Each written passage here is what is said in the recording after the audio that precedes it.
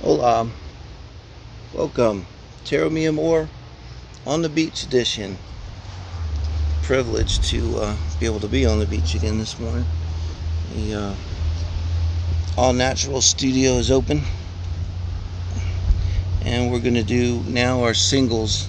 This is for the first week of April, guys, 1st through the 7th, for single Cancer friends.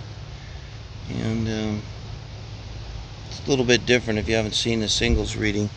Kind of looking for the right one for you here.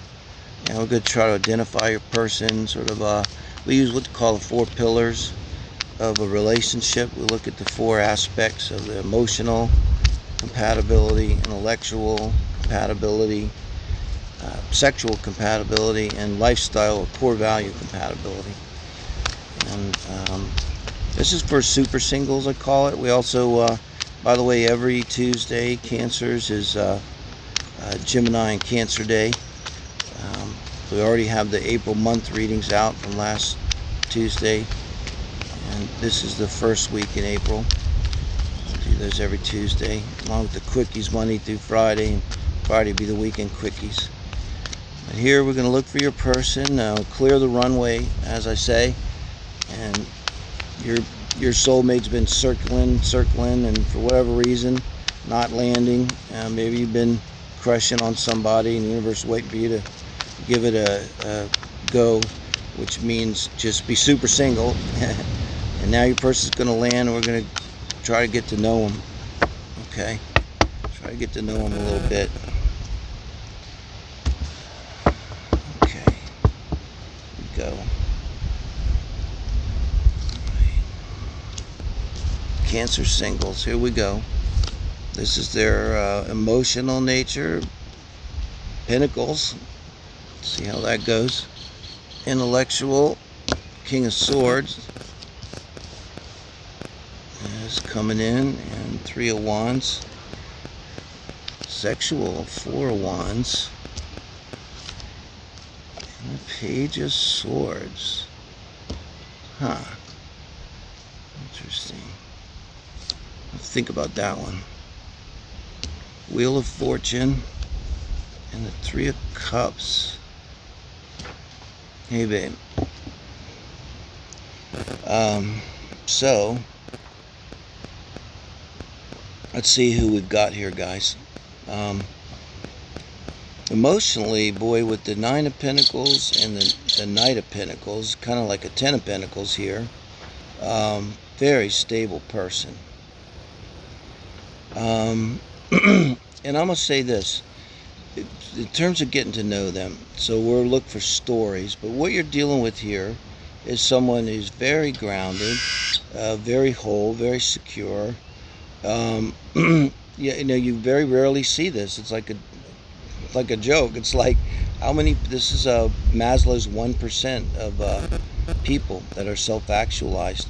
I don't think this person, they had a great childhood. They didn't have a lot of problems.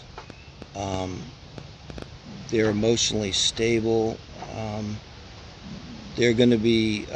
They're not going to wear their emotions on their sleeve. They're not going to be overly emotional or anything. They're emotionally available, emotionally intelligent, but they're coming from a position too of strength. So it's really good because your person, they don't need anyone because they're lonely or they're sad or they need someone to prop them up or tell them they're okay or beautiful, or they're very self-contained. I think you're going to notice that, and they're probably going to tell you. Ask them. If you watch this reading, please join a dating night. Find this guy, this woman, and ask them, like, what was your childhood like? And they're going to say, yeah, it was pretty good. You're going to be like, oh my God, you're one of those few people that has a great childhood. And that's wonderful. Now, in terms of the intellect, this is maybe why they're like this, because the moon, a lot of people don't know, in astrology it does represent the mind, because our unconscious is a large part of our mind. So you're dealing with a person here, because they're emotionally very grounded and very stable. They have self-worth. because they were given that their whole childhood. So they can assert themselves, and they assert themselves in a very nice dominant way. I don't know what to call it. Like, I've only known in my life like a few truly dominant people, mainly through my work, and they had this kind of energy about them where um, they're calmly assertive. People will turn to them at any moment and they'll just look at them like they expect them. There's no words spoken. People just sort of pick up on the energy because a truly alpha person, they don't beat their chest. They don't need to. They just have this calm. Part of it is with this person. This is with all these alpha people. They don't spend any extra energy worrying. What should I do? Did I make the right decision? Does my ass look big in these pants? Uh, Anything like that. Every moment, whenever they're doing, in their minds are perfectly clear and focused on whatever they need to be focusing on. While many of us, these other things are going through our minds. And that's not their case. So they're capable of really focusing. And with the Three of Wands added to it, I would say that they're very intellectually curious. So when you're talking to them, you could get all kind of stuff. And I'll say this, like, you could be talking to them, almost anything you talk about, they're probably going to have some awareness of it, or maybe a lot, and something to say about it. So you could bring up any subject almost, and they maybe have read something about it or aware of it. So not only intelligent, but very intellectually curious, meaning, so they've stopped and read, many of the articles that a lot of us might skip. They've read the whole thing. And they've obviously read books. They probably have a higher education. Um, and I think this person, in terms of listening, they're going to fully engage with you in conversation. They're not going to hold back. They're not going to be any kind of games, any kind of anything. So just free and clear, your person here. I think you pick up on that energy too.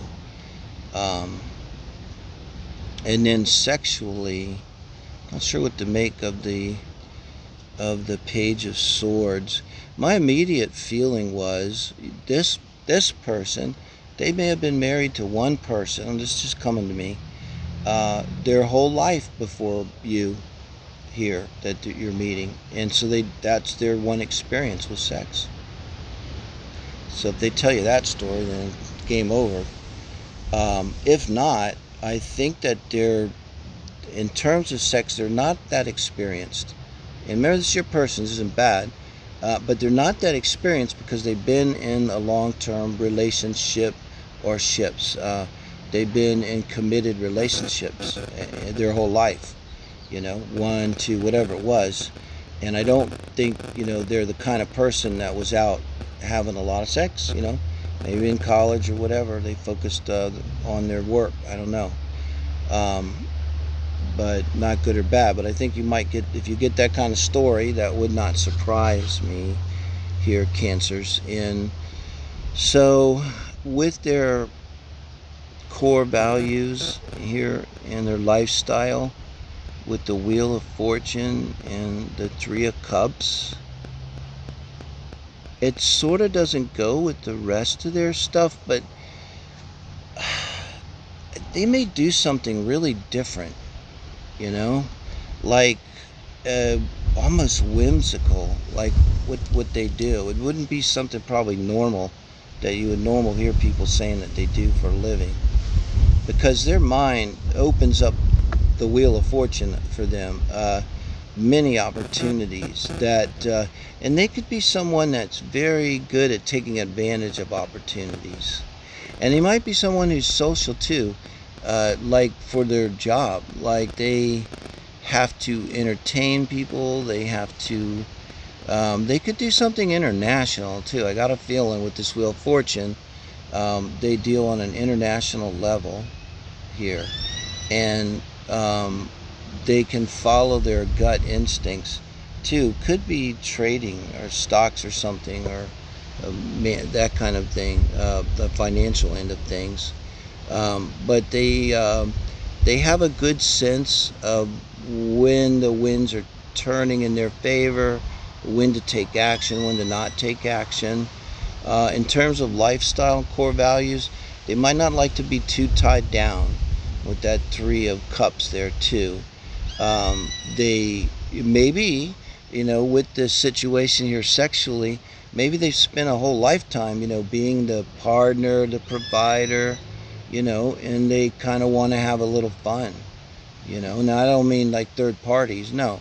I mean they want to put their hair down a little. They want to go out with you and socialize. They want to go on vacations and have fun and stuff and bring out that side of them.